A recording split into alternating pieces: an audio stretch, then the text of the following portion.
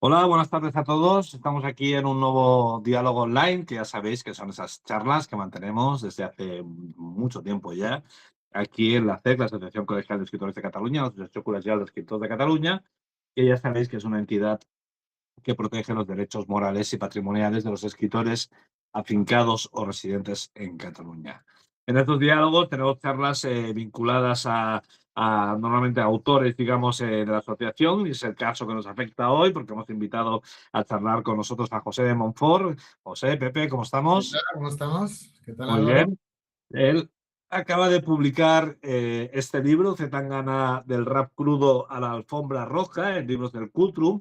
Es un libro en el que escribe, pero que también edita junto a Joan S. Luna, crítico musical, y Mm. juntos, pues, aparte de escribir ellos mismos unos textos, unos pequeños ensayos, digamos, en los que analizan la figura de Zetangana desde diferentes perspectivas, a cambio, aparte de eso, han pedido a otros especialistas, digamos, que hablen sobre el personaje, sobre el músico, bueno, músico, cineasta, ya hablaremos de esto. Y Creativo, estas, creativo. Luego entramos en eso. lo encontramos en esto, y estas otras personas que hablan en el libro, pues bueno, tenemos algunos como Ruby Fernández, Adriano Maseo, Luis M. Maínez, Maínez eh, Geray Borra, Daniel Grandes, y Perón. y Per Ortiz. Mm. Son estas personas que hablan también, y bueno, el libro en su conjunto, digamos, acaba siendo como una semblanza así coral bueno, de hecho, como leemos en el prólogo, sería como una semblanza coral del primer, es además el primer ejercicio colectivo de análisis, glosa, interpretación y crítica, sorpresivamente el primero en formato libro que se publica, sobre la compleja y fascinante figura artística de Antón Álvarez, más conocido como Zetangana. O sea, aquí lo que nos interesa destacar es el que el primer libro, que realmente Mm. es curioso esto, hablaremos de esto, Y es porque es llamativo extraño. también, la verdad. Claro, es Es llamativo que una persona con la proyección de Tangana no tuviera ningún libro hasta el momento. Y bueno, este libro recorre, digamos, de su figura desde la perspectiva española, pero también latinoamericana, y es un libro que, según leemos en su propia tripa, es un libro que quiere dar cuenta de la construcción, desarrollo, fortalecimiento y evolución de un artista intuitivo y cambiante. La parte que nos va a afectar, de la que vamos a hablar más, lógicamente, que es la parte de Montfort, es sobre todo la que trata de explorar cómo se construye un artista en el siglo XXI. O sea, aparte de que Montfort haya editado y coordinado, digamos, el libro en sí y todos los ensayos que salen, los textos en los que él escribe, que son bastantes, yo creo que son cuatro o cinco, sí. cuatro, en los libros estos se aborda principalmente esta idea de cómo en el siglo XXI un artista puede desarrollar su carrera y darse a conocer, digamos, ¿no? Y Mm. entonces, bueno, yo por empezar por algún sitio, claro, tampoco veíamos en tu biografía y en tu bibliografía, tampoco había habido hasta ahora el libro de un músico, y de golpe, digamos, bueno, apareces con este libro. Quería preguntarte un poco las circunstancias que dan este libro, que hacen que este libro nazca, digamos, ¿no? Sí, hay varias cosas. Bueno, antes que nada, muchísimas gracias, Álvaro, por invitarme a esta charla. Eh, yo he estado escribiendo en los últimos 25 años, más o menos, he estado escribiendo sobre música en diferentes revistas, tanto haciendo crítica musical como crónicas de conciertos, entrevistas a diferentes músicos, tanto nacionales como internacionales, ¿no? Es decir, que la música siempre, aunque mi core, digamos, siempre ha sido un poco más lo literario, pero siempre me ha interesado mucho la música, y ha sido como esa otra parte de mi carrera, y también en plan un poco amateur, digamos. También he estado tocando en grupos, he organizado conciertos. Es decir, que la música siempre ha formado como parte de mi vida, y sobre todo de mi formación sentimental. Y luego hay otra cosa que entenderás tú muy bien, y que entenderán todos los visionadores de YouTube. Yo hablaba con mi hija, tiene 14 años, tú ya lo sabes, y yo con ella hablaba de Zetangana. Entonces, a mí una cosa que me parece fascinante, que un artista contemporáneo, que a nosotros por edad, digamos, a lo mejor nos pilla un poquito lejos, sin embargo, pueda tener una conversación intergeneracional con chavales que tienen 12, 13, 14 años, ¿no? Y entonces esto me parecía fascinante.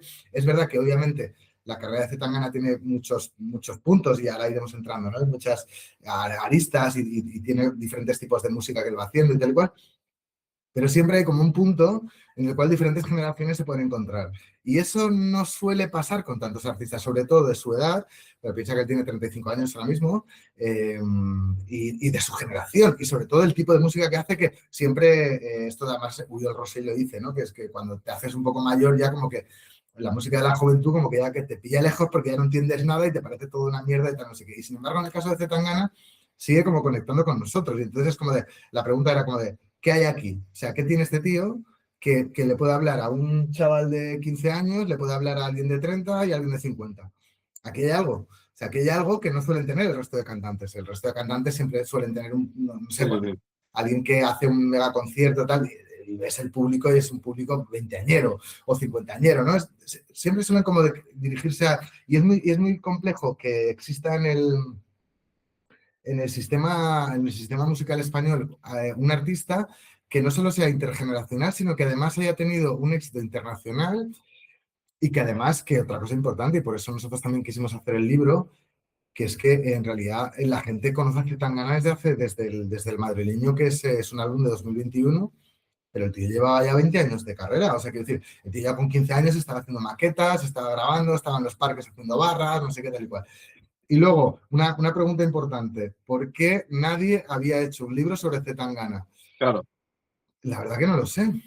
La verdad que no sé responderte a esto. Yo creo, me da la impresión de que es una figura que parece tan, de un lado tan evidente y al mismo tiempo tan escurridiza, que parece como que es muy difícil como apresarla, ¿no? Así como, y no quiero, tampoco querría establecer comparaciones, pero si por ejemplo lo comparas con Rosalía, Rosalía es un tipo de figura internacional que está creada desde dentro de la industria.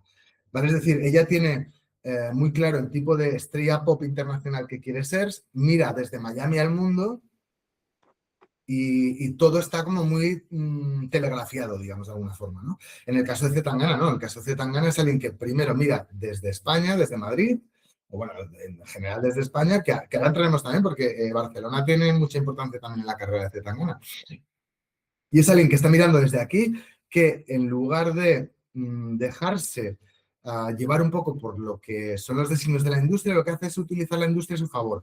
Y entonces él crea su propio equipo de creativos, digamos, se rodea de toda una serie de personas, productores, asesores, publicistas, todo, un poco, que le permiten construir su carrera basada en necesidades artísticas y no industriales.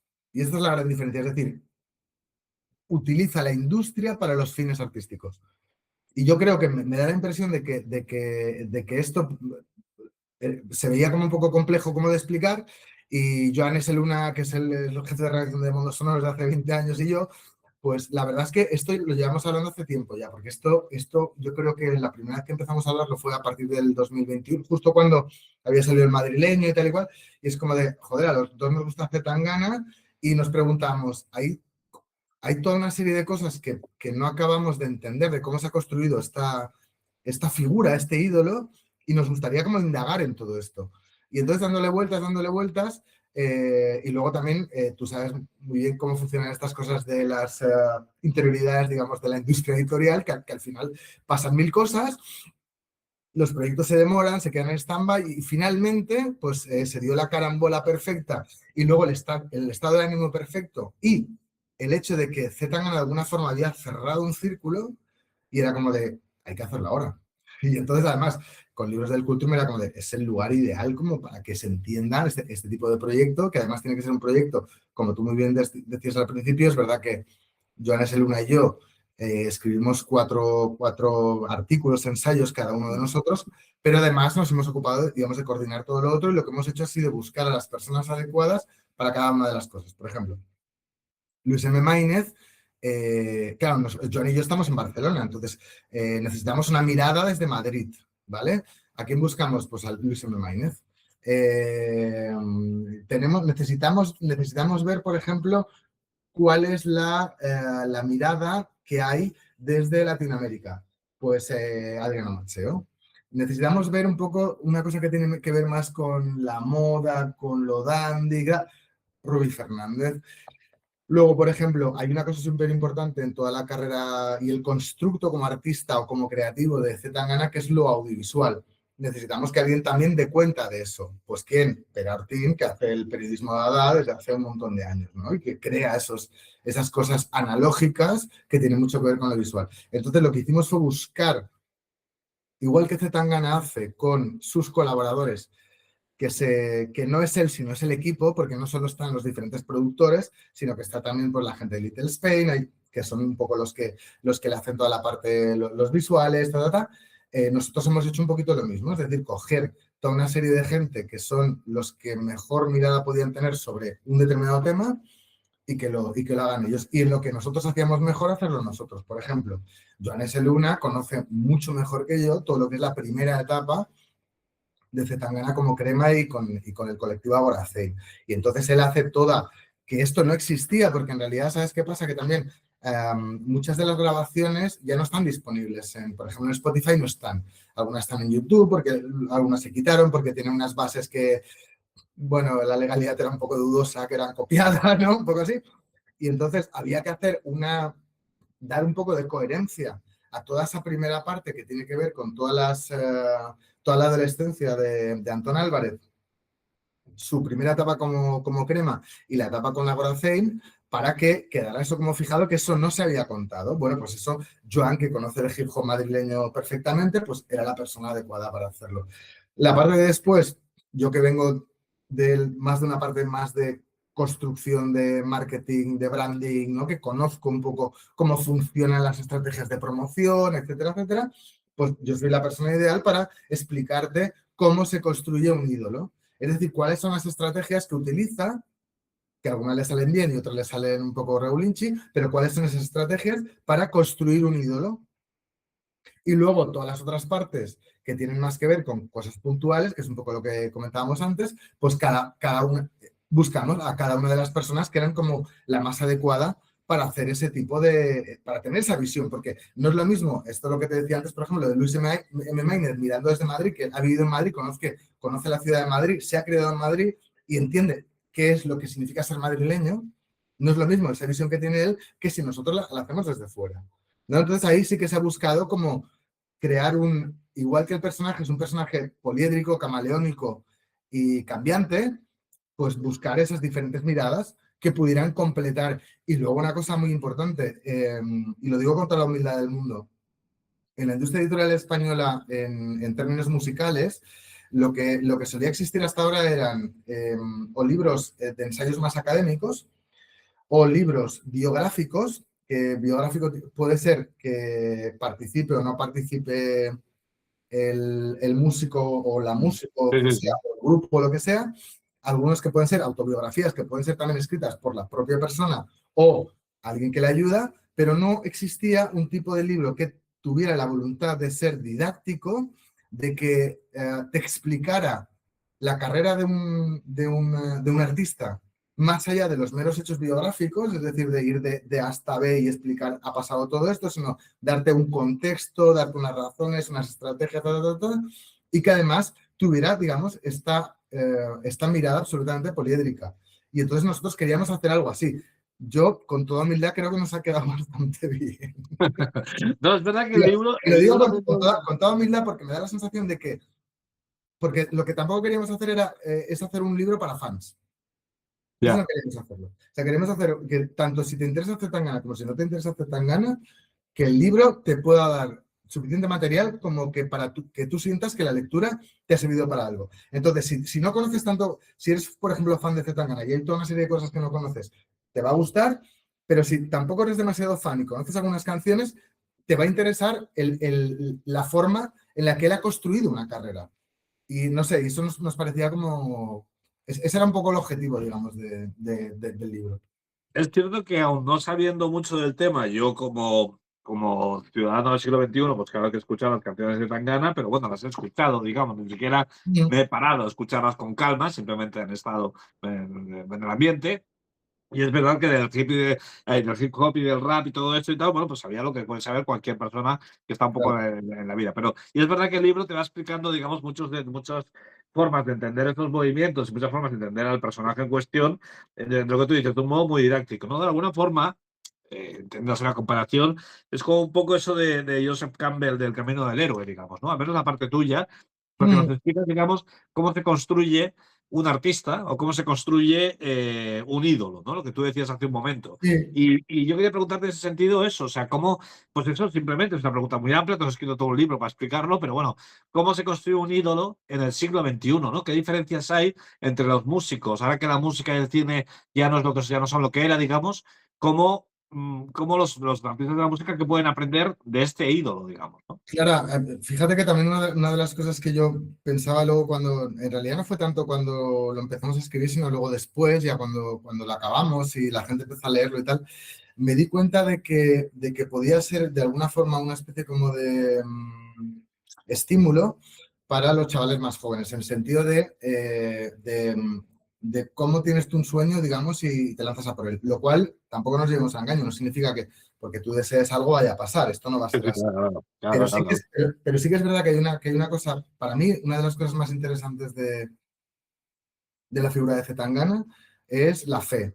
La fe en un sentido de uno mismo. Y no estoy hablando de golatría, no estoy hablando de vanidad, no estoy hablando de eso. Eso puede ser una cosa secundaria, pero sí de que tú te crees que tienes derecho como a acceder a algo y entonces te comportas como si ya lo tuvieras. Y esto es una cosa que nosotros explicamos cómo lo han hecho ellos, porque en realidad han ido teniendo una serie de pasos en los cuales ellos estaban dando una... cuando digo ellos me refiero porque estaba al principio con el grupo, con Agoracén. Entonces ellos daban una imagen de estamos ya en el Triunfo. éxito, pero el éxito no estaba ahí todavía, ¿no? Y estamos como en el dinero, pero el dinero no estaba todavía ahí. Estaba como, vino un minuto después, ¿no? Y respondiendo a tu pregunta, ¿cómo se construye un ídolo en el siglo XXI? Pues hay diferentes formas, pero la de Zetangana yo creo que es una de las más inteligentes porque sigue manteniendo la integridad artística. Es decir, ¿tú qué es lo que haces? Tú lo que haces es entender cómo funciona el sistema, eh, y no solo el sistema industrial de las discográficas, sino también el contexto. Porque aquí es muy, por ejemplo, si, por poner un ejemplo, si ahora Zetangana, si una figura como Zetangana quisiera salir ahora mismo, no podría funcionar con las estrategias que funcionó él. Entonces, y vuelvo otra vez a responder a la pregunta, ¿eh? ¿Tan rápido ha cambiado todo? ¿Eh? ¿Tan rápido? ¿Tan rápido ha cambiado que lo que él hizo ya no Sí, se puede volver a hacer? hombre, por supuestísimo, porque fíjate que, por ejemplo, una de las cosas muy importantes que pasó, que a él le dieron un boost importantísimo, fue la época en la que el Twitter funcionaba de una manera brutal y entonces ahí hubo un momento que hubo un beef con los chicos del maíz y le contestó Pablo Iglesias, que en aquel momento, cuando él le contestó, era el secretario general de Podemos. Claro, Claro. Pablo Iglesias en ese momento tenía una exposición brutal. Twitter en ese momento tenía una repercusión absolutamente brutal. Y la idea del BIF en aquel momento funcionaba. Ahora mismo, tú conoces perfectamente cómo está Twitter ahora mismo. Ahora Sí, mismo sí. Twitter no funcionaría. Y no hay ninguna otra red que pudiera dar ese empujón. Por ejemplo, otra cosa, antes los singles se lanzaban a las 12 de la noche. Eso ahora es loquísimo, eso no se hace ahora. Pero en un momento sí que había una expectación, digamos, que la Ya. gente estaba como esperando eso, ¿no? Por ejemplo, o el hecho de los diferentes tipos de atención, cómo funcionaba la... Antes habían espacios en los cuales la atención se podía disparar ella sola. Ahora mismo no hay nada. Hablando de redes sociales, ¿eh? Estoy hablando. No hay nada de Sí. redes sociales que pueda pegar ese petardazo tan importante. Luego también otra cosa, la sorpresa. Ahora mismo, por ejemplo, estamos hartos de ver lonas, estamos mega acostumbradísimos a ver las lonas de Netflix, de no sé quién, ¿no? En los edificios, Sí, en la sí, Gran sí. Vía madrileña, en el Callao, en cualquier sitio, en cualquier gran ciudad. Tal. En aquel momento, cuando la lanzaron en el 17, en 2017, no era tan usual que Ya, una es verdad. estrella de la música urbana de repente apareciera primero medio pecho lobo, con dos perros ahí, con una especie como de shooting de moda. Claro, aquello era súper impactante. Si ahora lo intentaras volver a hacer, ya no te funcionaría, porque ya ha funcionado una vez, ¿no? Entonces, claro, por eso que hay una serie de apropiaciones que se hicieron en ese momento que ahora no se podrían hacer. En el mundo del rap antes se entendía, y del hip hop, que uno tenía que ser como auténtico y no se podía vender al dinero tal. En el momento en el que ellos pasan a la música, y Adoración pasa un poco más hacia la música urbana y hacia un tipo de rapero más sentimental, por decirlo así, más culto también, y que no tiene miedo, digamos, a decir claramente que quiere el dinero, pues eso en ese momento sí era una ruptura, ahora ya no.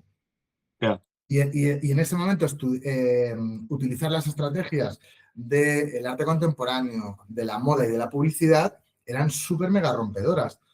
Ahora ya estamos muy acostumbrados a eso. Entonces, ¿eso se podía replicar ahora? No. O sea, se pudo usar en ese momento. Pero ¿qué es importante? Que Antón Álvarez lo supo ver en ese momento. O sea, una de las cosas que a mí me gustaría que la gente que leyera el libro se le quedara es que C. Tangana ha sabido adelantarse un minuto a lo que iba a pasar. Es decir, ha tenido esa especie de inteligencia intuitiva que te permite leer el contexto y notar, tú sabes que a veces hay en los espacios culturales hay como placas tectónicas, ¿no? Que se van moviendo y hay gente que sabe leerlas y hay gente que no. Entonces Zetangana eso sí que lo vio muy bien. O sea, cuando él veía, por ejemplo, cuando veía que el trap era un callejón sin salida, dijo, uff, yo me tengo que salir de aquí. Entonces, ¿qué hago? Pues me voy para la música urbana y me invento el nuevo pop.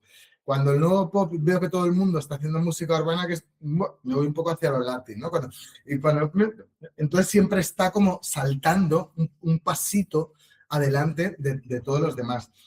Y por eso siempre ha ido como creando sorpresa entre el público. Y entonces él ha conseguido crear esta figura del ídolo, sobre todo yo creo, primero creyéndoselo, que yo creo, o sea, para mí lo más importante es o te lo crees o te lo crees. O sea, si no te lo crees, o sea, si tú no te crees que puedes ser un ídolo, no vas a ningún lado. Pero Claro.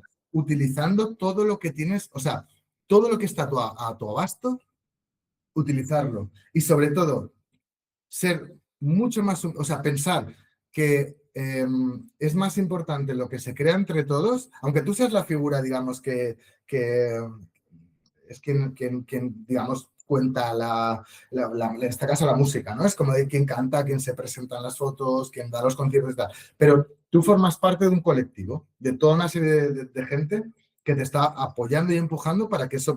Y si tú no tienes la humildad suficiente como para saber escuchar a toda esta gente que tienes alrededor, saber que entre todos vas a construir algo mucho mejor que solo tu propia idea, pero al mismo tiempo tienes un fe en ti mismo absolutamente, casi diría, delirante o, bueno, o desmedida, ¿no? Que es un poco el apelativo que él utiliza, es que no vas a ningún lado tampoco, porque es que no...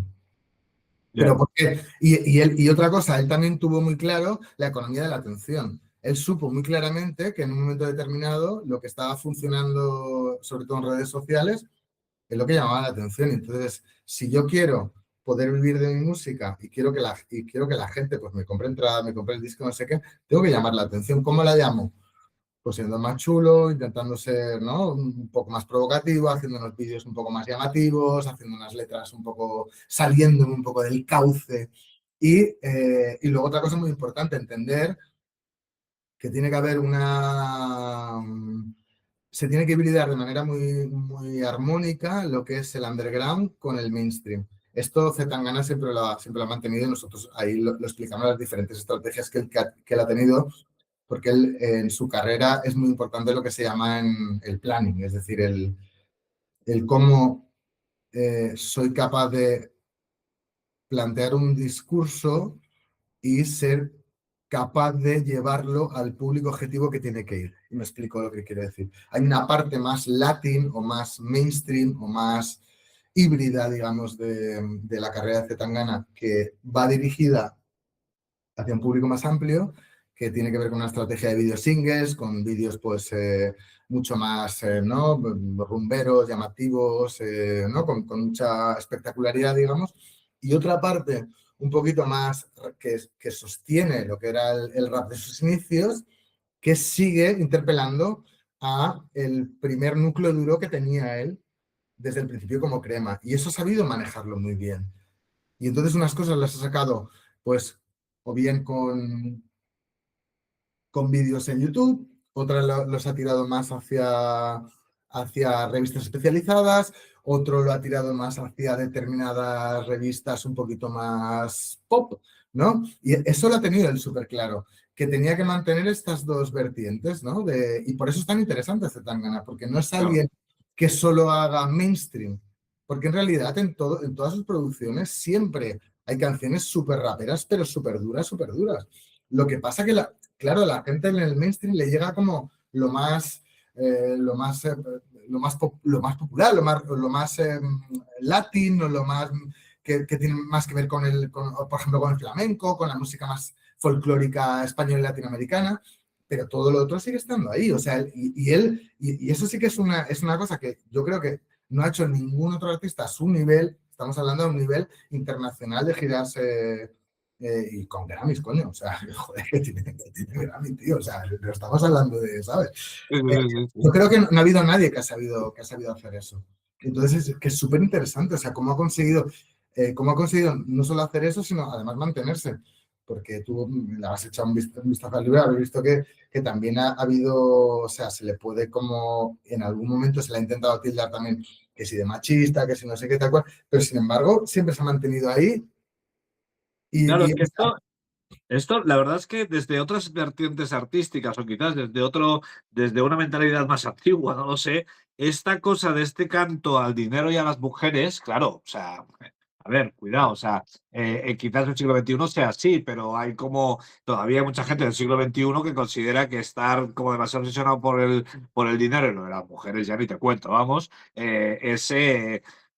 no es propio de un alma realmente artística, es Sí, propio de otra pero cosa, ¿vale? aquí hay dos cosas, Álvaro. Por ejemplo, mira, fíjate, en la sociedad española siempre ha sido un poco tabú el hecho de hablar de dinero. Siempre se ha Sí. parecido como feo, ¿no? Y entonces él de repente, digamos, esto se lo carga. Es como de yo ya claramente te digo, no, mira, yo, o sea, soy músico, quiero ganar dinero, y quiero ganar lo mío. O sea, quiero que me des lo mío. Eh, y luego el tema de las mujeres es muy... Pero esto me da por sentado, o sea, todo el mundo quiere que se le valore el trabajo, o sea, es el canto al dinero lo que bueno, sorprende. pero hasta ese momento nadie lo decía abiertamente. Ya, Es decir, porque al ya, final él dice, yo vengo aquí a coger lo mío, ¿no? ya. Porque antes, tú sabes, o sea, hasta hace 4 días las discográficas hacían contratos absolutamente leoninos Sí, a sí, sí. los Eso está músicos. claro. Claro, y Eso eso está ha claro. cambiado, y eso sí él lo ha cambiado. Él lo ha Ya, cambiado y ha abierto un espacio para que muchos otros artistas después, porque antes, por ejemplo, los artistas firmaban con todo, firmaban con las editoriales, los derechos, no sé, o sea, la discográfica se lo quedaba todo. Y eras como de, no, no, no, o sea, vamos a hacer unos acuerdos, pues oye, pues tú haces la distribución, yo me quedo con los derechos, no sé qué hace la gestión, ¿no? Es decir, eso sí ha cambiado muchísimo, es como de, ese dinero es mío y lo quiero para mí. Y sobre todo no tener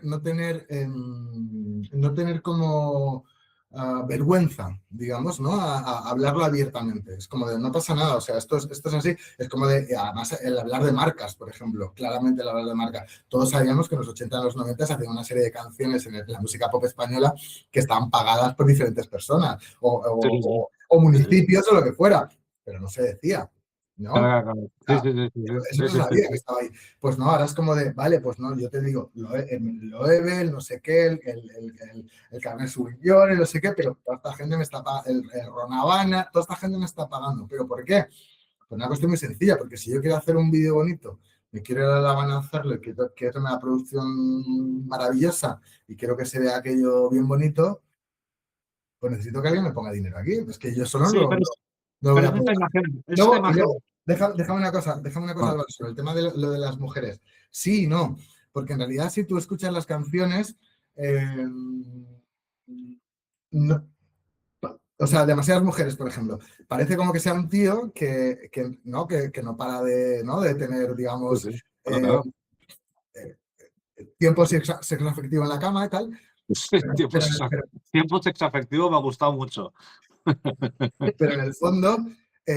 es un pobre hombre porque dice, pero es que yo al final estoy aquí solo. ¿No? Entonces, en realidad, si le das una vuelta a todas las canciones de Zetangana, siempre tienen esta cosa como de, voy como yo del gran tal, pero en el fondo me acaban de dejar, o estoy enamorado de esta tía y la tía se ha alargado, o de repente tengo el Lambo y los millones y no sé qué, y estoy solo, ¿no? O sea, que siempre hay esa cosa, siempre hay, porque hay una cosa muy interesante de Zetangana que quiera meterse en el libro, yo lo explico un poquito mejor que lo que vamos a hacer aquí, pero Zetangana entendió que hay diferentes niveles de discurso, que está el básico, el que yo quiero hacer, digamos, como cantante, luego está la recepción de mi público, que yo ya lo conozco, y entonces el de esos dos hace otro, hace un tercero, y es decir, voy a meter las suficientes ambigüedades para que tú no me puedas decir si sí o si no.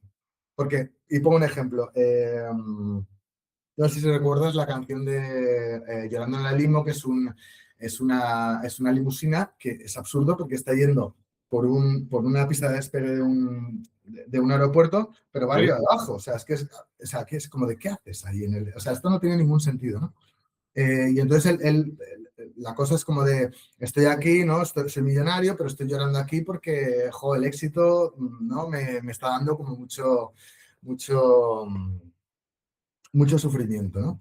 Entonces dices, vale, ¿eso que está diciendo es verdad? No, pero al mismo tiempo sí. Entonces tiene como ese discurso lo suficientemente retorcible y ambiguo para que tú no puedas como atacarle, ¿sí? Entonces siempre tiene esa doble vuelta, no sé, nunca estoy, no sé, hay un montón de canciones, ¿no? en las que él parece que queda como un cabrón, pero en el fondo queda como un pobre hombre. O sea, y es todo el rato así. Entonces, que está ese, no sé, por ejemplo, cuando hizo la foto, la famosa foto del yate con que salía a hacer Expósito y había un montón de tías en un yate que se montó ¿no? Esto en Instagram y tal. En realidad la canción de Yate es alguien que, hostia, está súper jodido porque su novia ¿no? O sea, la ha hecho mierda tal y está intentando ir en un yate con el champán helado y tratando como de, no sé, de pensar en cómo sería la felicidad por la costa francesa, ¿no? Ya, tío, pero es que estás jodido, o sea, tu novia te ha dejado, ¿no? ¿Sabes? Entonces, sí, hay esa cosa como de, bueno, tal, no voy con este, con la otra, y no sé qué, no sé cuánto, ya, pero la que yo quiero que esté no está, ¿no? O sea, entonces hay todo el rato, por eso yo creo que, y te adelanto algo, yo creo que a Zetangana nunca lo han cancelado porque en el fondo ejemplifica lo peor y lo mejor de lo que es ser español. Bueno, ahora te iba a preguntar por la españolidad, digamos, ¿no? O sea, por esa Sí. cosa de Zetangana como el súper español o el súper madrileño, no lo sé. O te has dicho que Barcelona tiene mucha importancia en su vida, a ver si ahora va a resultar que es catalán y todo. No, ahora entramos en lo de Barcelona, pero por ejemplo es súper importante cuando él empieza a hablar de lo madrileño y de lo que es ser español y de resignificar, digamos, ciertos símbolos.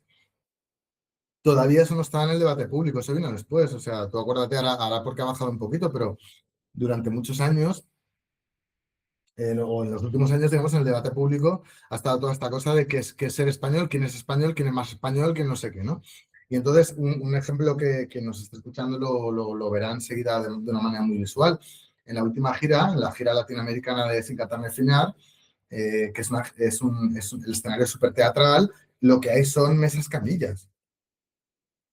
Mesas Sí, camillas y una gran mesa donde se produce una sobremesa. ¿Qué hay más español que la sobremesa? Y luego la mesa camilla, que es la imagen típica de nuestras abuelas, que es una cosa en principio súper cutre, no sé qué, pues él lo está resignificando y está diciendo, joder, esto es guay, esto está guay, ¿no? Y luego él, por ejemplo, joder, pues si eres un poquito más chulapo, más, ¿no? Más, ¿no? Así más cañita y tal, bueno, pues oye, ¿por qué tienes que avergonzarte de eso? Pues está bien, está guay, no pasa nada, mola. Entonces él se adelanta a todo ese debate, digamos, que pasó en la política española sobre todo. Y eso es una de las cosas muy importantes de su carrera, que siempre como que va un pasito más adelante. Y eso ya. le posiciona, es lo que dicen siempre, ¿no? El que llega primero golpea dos veces, ¿no? Pues le ha pasado un poco eso. Pero dicho esto, cuando él saca el madrileño, se podría haber pegado un guantazo de para el señor mío, porque piensa que él viene de hacer una cosa más urbana, él tenía ya un disco de música urbana preparado y dice, no, no, no, voy a sacar esto. O sea, tú imagínate un artista que viene del rap, que hace música urbana, que empieza a hacer colaboraciones con gente de otra generación, no sé, como el Drexler, Calamaro, bueno, Gypsy King, no sé, o sea, Amara Portuondo, en fin. Eso podría haber sido un desastre mayúsculo. O sea, ¿cuántos discos conocemos de colaboraciones así medio extrañas o cuando se juntan diferentes músicos que aquello no casa ni a la de 8? Y sin embargo le sale bien. Kiko Veneno, por ejemplo, o sea, podría haber sido un desastre esto. Y sin embargo, él consiguió ahí como... Y yo creo que ahí es importante porque muchos de estos músicos eran los músicos que escuchaba su padre. Y creo que hay una cosa de... como de filiación paterna y como de amor familiar, no sé, algo así, ¿no? Y entonces como que eso le da ahí un cierto empaque y él también es capaz de, pero yo qué sé, por ejemplo, o sea, un artista que no sabe, que no sabe teoría musical, que no ha tenido formación musical, ¿vale? Es decir, que no sabe los fundamentos de lo que es la música. Sí. Y se pone delante de Jorge Drexler, que es un puto genio. Y así, como de, venga, vamos a escribir algo. Y le sale, ¿sabes? Y le sale. Ostras, hay que tener una mezcla muy, muy bien combinada de humildad, súper humildad, y al mismo tiempo una fe absoluta en que te va a salir bien. Porque es que esto, o sea, podía haber salido como vamos, o sea, podía haber sido un desastre absoluto y sin embargo ostras, le salió bien, o sea que, sí, no sé. Oye, es que he leído en algún sitio que comentabas la posibilidad de que en un futuro nos sorprenda con algo de libros. Yo tengo o sea, no puedo hablar con la certidumbre absoluta de tal, pero sí que me da la sensación de que, a ver, al final lo que uno se da cuenta es de que Zetangana no es un músico, no es un cantante, sino que es alguien simplemente, una persona creativa que ha encontrado diferentes formas, digamos, de vehicular su arte. Entonces lo hizo con él, y no quiero decir con esto que sea sencillo hacer rap, pero sí que, hombre, es más sencillo hacer rap que tocar el piano, quiero decir, ¿no? O sea, esto Sí, creo que todo claro. el mundo más o menos lo puede entender, ¿no? Sí. Entonces, pues él encontró eso porque también pues tiene que ver con un contexto social, con tus amigos, ¿no? Con muchas cosas. Cuando alguien tiene inquietudes creativas y digamos un poquito a su alrededor, pues lo que se dan son, pues no sé si a lo mejor él hubiera crecido con, yo qué sé, con escritores, a lo mejor estaría haciendo cuentos, ¿no? Pero claro, él estudió filosofía porque en realidad lo que quería era leer. O sea, él no quería estudiar, lo que le gustaba era leer, ¿no? Entonces, siendo que ya de alguna forma, no digo que haya agotado el mundo de la música, pero sí lo ha exprimido bastante, ya ha hecho sus pinitos en el mundo audiovisual porque ha sido protagonista de un documental, ha sido director de otro documental, ha sido actor también de una adaptación que se hizo de la novela esta del Colgajo sobre lo de París. Eh, Parece bastante factible que pueda hacer un intento, digamos, literario. Y luego, aparte, tenemos muchísimos músicos que han hecho este camino. O sea, que no me parecería... Pero, ¿de qué hablaríamos? ¿De una novela o de qué hablaríamos? No lo sé, no. Yo creo que no, yo no creo tanto una novela, sino creo algo más... Ensayo. Quiero algo más ensayo, sí, pero estoy hablando por hablar, que no lo sé, es como una suposición, pero me parece una cosa bastante lógica por cuál ha sido tu formación y cuáles son tus intereses, porque ya en los primeros, en las primeras grabaciones de Como Crema, pues ya hacía una serie de alusiones literarias, ¿no? Es decir, que eso forma parte un poco de su ADN, luego es verdad que lo ha difuminado un poquito más, ¿no? Pero está ahí. Entonces, no parece tan descabellado que pudiera hacer. No creo que fuera poesía, también te lo digo, a lo Jim Morrison no creo. Que también sabes que siempre decían lo mismo, ¿no? Porque hay un debate de si Jim Morrison no hubiera muerto, hubiera podido tener una carrera como poeta y todo el mundo dice, bueno, o sea, una cosa es escribir letras y otra cosa es como hacer poemas, ¿no? O sea, no. Pero sí, puede ser que vaya por el... Puede ser que vaya por ahí. Lo que está clarísimo es que pudiendo haber exprimido, ¿no? la vaca, por decirlo así, no la ha querido hacer. Y eso le honra de alguna forma porque lo que está haciendo es, o lo que está diciendo es prioritario en mi discurso artístico y no tanto el dinero, aunque necesite el dinero para poder vehicular, digamos, esta propuesta artística.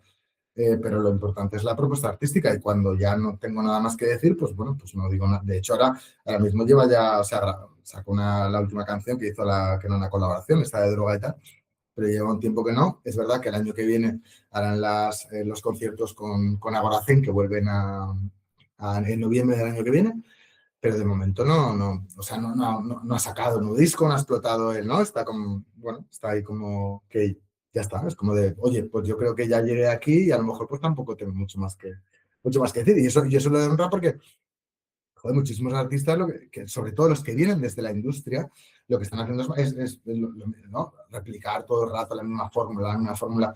Y ahí sí que se puede decir que en el caso de Zetangana, ostras, es que siempre ha estado cambiando las cosas, o sea, siempre cada disco, mixtape, single, lo que sacaba, siempre había un punto de sorpresa, ¿no? De, hostia, ¿esto qué es, no? Como de, ¿por qué esta colabo? ¿Por qué este ritmo? ¿Por qué de repente, no sé, ahora mismo una bachata o una rumba? Es como, wow, ¿no?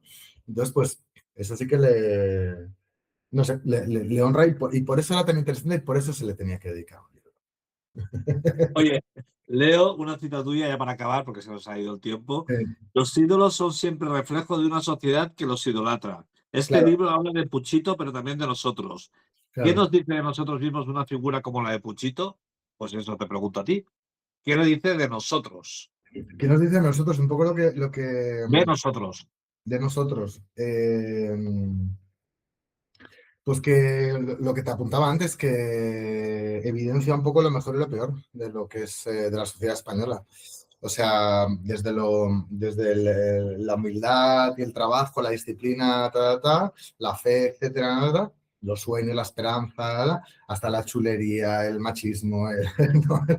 Entonces tiene como los dos polos, porque en Claro, realidad tú piensas que una sociedad o sea, jamás reconocerá a un ídolo que de alguna forma no sea un poco reflejo de ese momento histórico. Y Puchito es un reflejo de los últimos 20 años de lo que ha sido la sociedad española.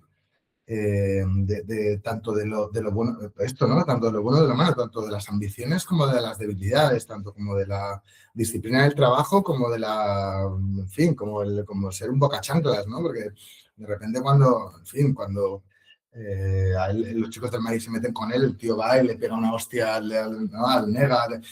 Bueno, pues esto tampoco a lo mejor sería lo más notable que debería ser un ciudadano noble español. Bueno, no sé, ¿no?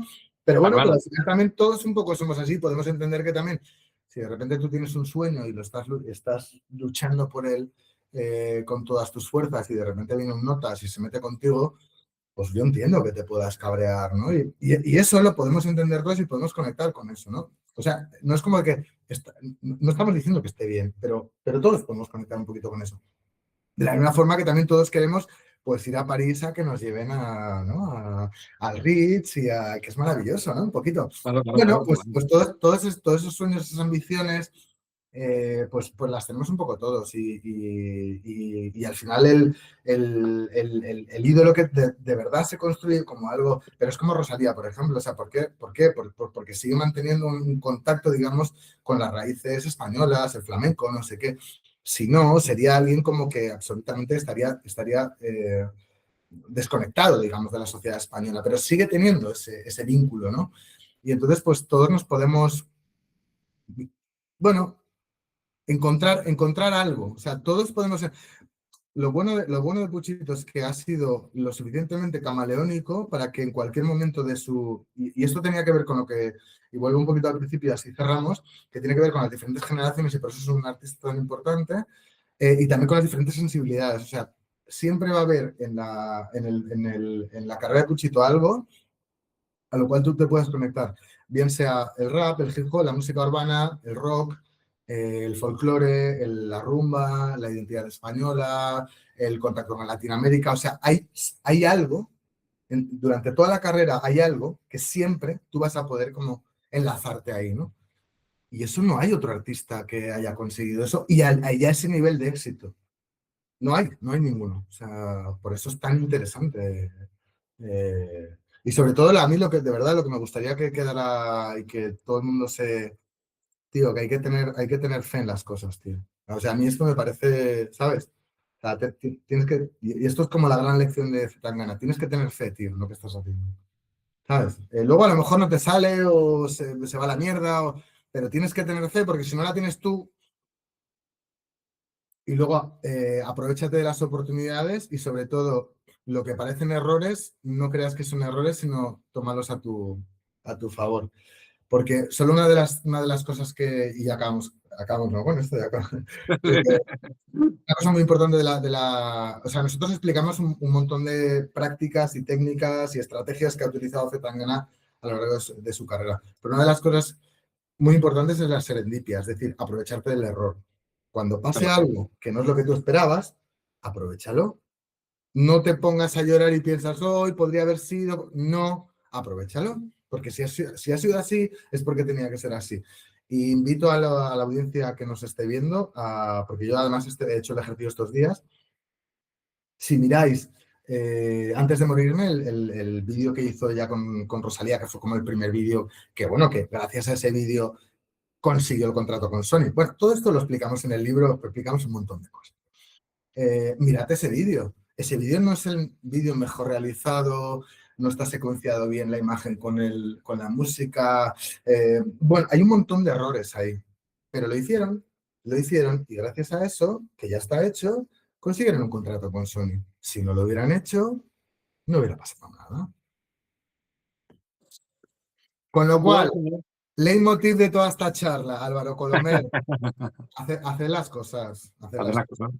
Hacer Vale. las cosas. No, y ahora fuera de bromas, sí que si os apetece de verdad entender cómo se construye una figura internacional en el siglo XXI, la verdad que yo creo que humildemente lo explicamos bastante bien. Y es el mejor ejemplo que creo que tenemos un poco así a la mano para entender cómo hay que saber leer un poco los contextos históricos y básicamente aprovecharte, saber leer un poco, es como de qué tienes a la mano, qué cartas tienes. Porque, a ver, Álvaro, Antón Álvarez es un tío que es bajito, guapo no es, no canta bien, coño, y es una estrella internacional. ¿No? ¿Qué ha pasado, no? Bueno, no, porque ha sabido jugar sus cartas. Ha sabido jugar sus cartas. Claro. Pues eso es lo que me gustaría que la audiencia se quedara con Muy bien. Y eso es lo que esperamos que se quede con este bueno, libro. Y si podemos dar un libro y esto, pues mejor porque... Correcto, tuve que comprarlos, claro, Zetangana, del rap crudo a la forma roja, el libro que viene calentito del horno, el libro es del Cultrum, de José Monfort, de Montfort y Joan Enseluna, y un montón de colaboradores que han participado en su elaboración y que nos permiten comprender, pues sí, con la actitud que hay que tener en el siglo XXI para funcionar y para llegar al público. Porque una cosa, lo de comer, Zetangana quiere dinero, pero nosotros también. Sí, claro. El dinero nunca está de más. Si podemos vender unos cuantos libros, genial. Muy bien, señor. Bueno, muchísimas Espero gracias. verte para el siguiente libro y la sabes que la fe, que es siempre tu casa. ¿Vale? No, muchas Hasta gracias. luego.